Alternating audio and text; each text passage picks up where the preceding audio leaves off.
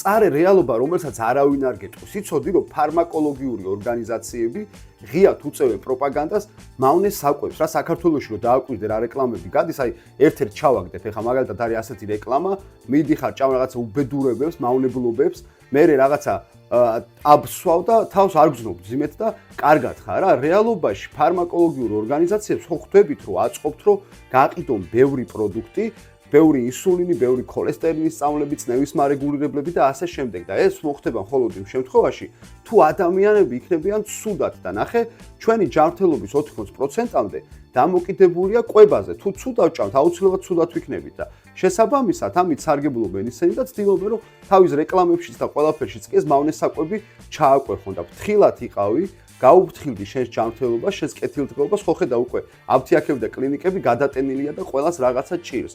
ჭამე ჯანსაღად, წაიკითხე ხოლმე პროდუქტის შემადგენლობა და ერიდე მავნებლობებს.